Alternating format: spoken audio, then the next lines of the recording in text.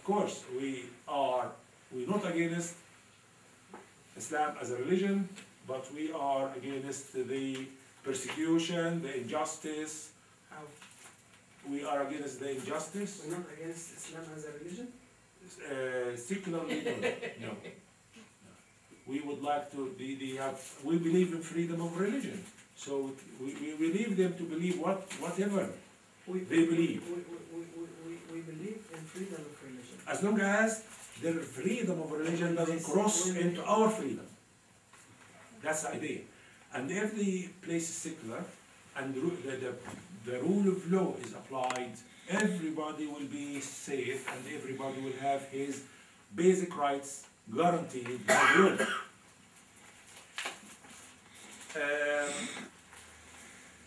This is the crunch point, as I said, is raising awareness is the first thing, and the contact of the other media, or the media.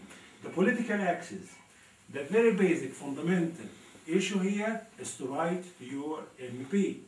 Writing to your MEP, to the Foreign Office is very important. Establishing links with them is very important.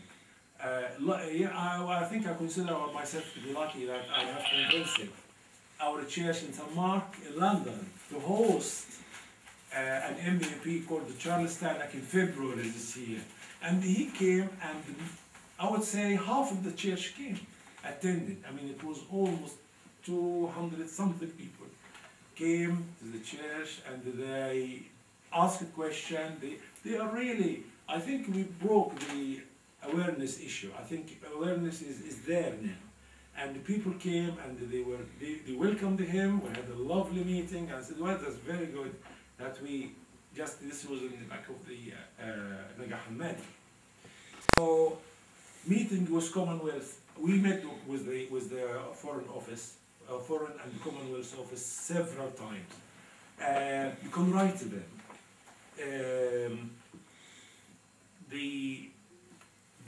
The Baroness Cox, member of the House of Lords, she loves the Copts. This lady now, she really adopted the Copts. And she has attended a church meeting in June, I think, and she was invited to celebrate a new place. We wanted to thank her because so many times she raised the question of the House of Lords almost once or twice every year for the last 3 years. She's a great lady, and she came to St. Mark in June, and we raised, like a fundraising party for her a couple of times, and this was very successful. So forging relationship with your MEP is very important. Your MEP, you must have one, and we write to the US Commission on International Religious Freedom. There are people whom, we find that they are very sympathetic to the Copts. They are very, very good. CSW,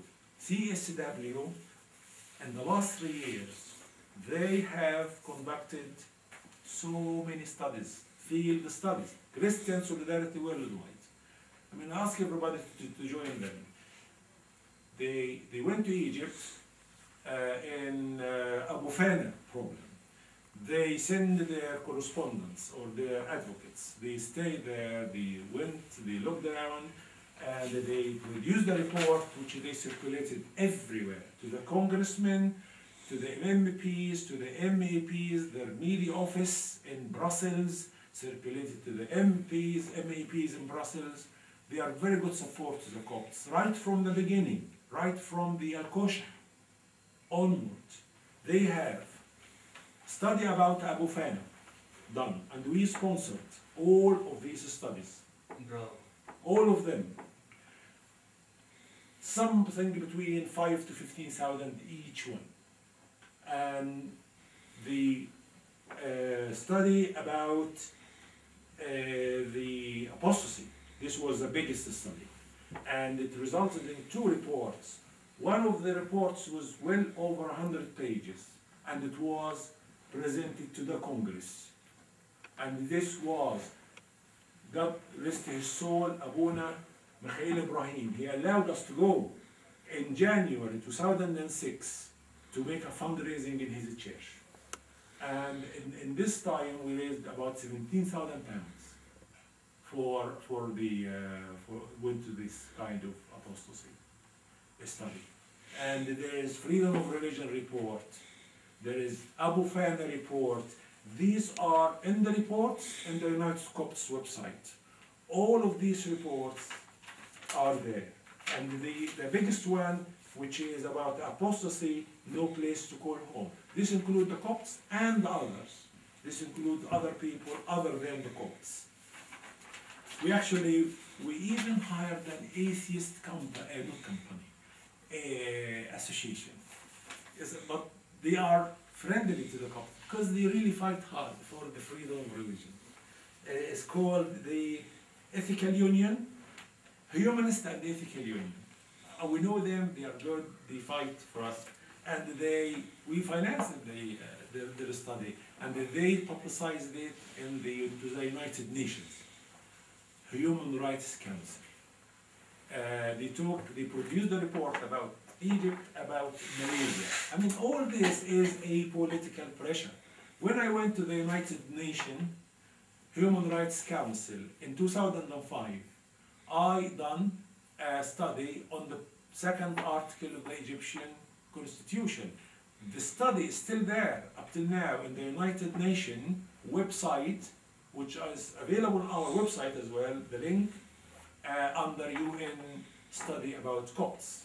And this is still being used, and I think it is very, very valuable. Anybody could do the activity if the heart is in the right place.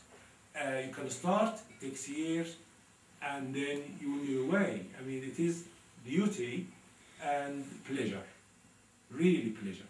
It's a duty and a pleasure, it's a blessing, and it's a privilege as well. I think we have got activists here, and everybody feels privileged to be able to stand up for the rights and to lift the injustice and lift the inequality.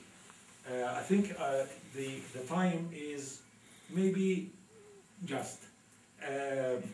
We are just two more points very, very quickly after the political axis.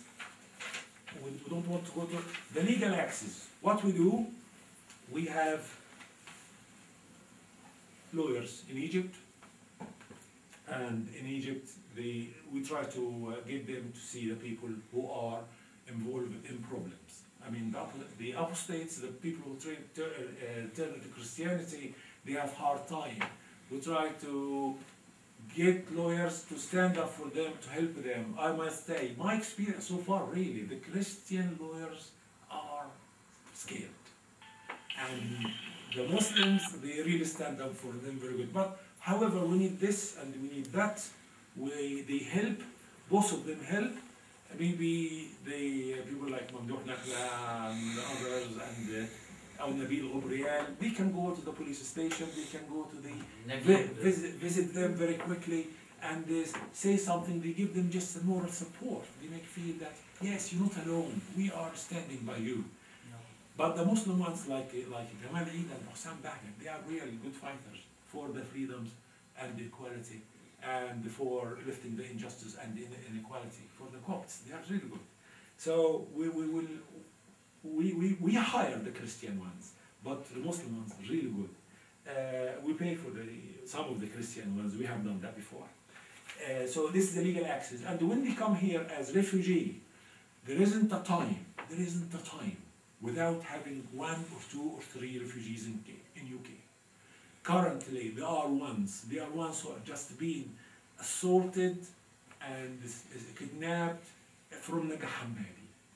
Recently, there are people who were this year in the beginning in March. She is a convert, second year law school in Egypt, and very clever girl, very good, very Christian. 21. As soon as she was able to get the passport, there are people who work really hard, and I was surprised to know that people are quiet. You don't know, you never know. They go through a lot. This girl, before she came here, this elderly lady from Golders Green Church got her a marriage card invitation, arrangement to visit Hilton, paying 5 nights in Hilton. All this, you know, as if there is a marriage, as if there is an arrangement for marriage, and the shopping, and the consulate can't say much, because the girl is able to book 5 days in Hilton. Who's going to question? And how much money? And as soon as she was 21 and able to come here, she got the passport by application on the internet. And this elderly lady, 60-something, you think that she's incapable of doing anything? She got her out of Egypt. And here, there are so many people who work. There are people who are very good at writing a statement of expert witness. And God provides people who are able to stand up for these guys. And they still get support. God sends support. And they get through. There is great difficulty and suffering, but there is always help coming from somewhere. So the legal act says the end of this is the support and the empowering. People, even if you just tell them that, yes, we know, we are with you, we'll fight with you, they feel encouraged. They feel they are not alone. And we try our best to do that. When they come here, there is a lot of help needed, and there is always people. So everybody can think of anything can help with. Yes, contact us, anybody. I mean, you can contact a website from the net, anyone, United Copts, Copts UK, anyone, and seek help. And for England, for any other places, there are people. There are people you can ask the priest, sometimes they know. Anybody, you know, who is connected will be able. It is duty and a blessing and pleasure and privilege all together in one. I just end the talk with the verse from the proverb. اركض المقادين إلى الموت والممدودين للقتل لا تمتنع إن قلت هوذا لم نعرف هذا أفلا يفهم وازن القلوب وحافظ نفسك ألا يعلم فيرد على الإنسان مثل عمله. I will try to say that in English. It's in an old English. If you faint in the day of adversity, your strength is small. Rescue those who are being taken away to death. Hold back those who are stumbling to slaughter. If you say, behold, we did not know this, doesn't he who weighs the heart perceive it? Doesn't he who keeps watch over your soul know it? And he will not repay the man or render to the man according to his work. Thank you very much.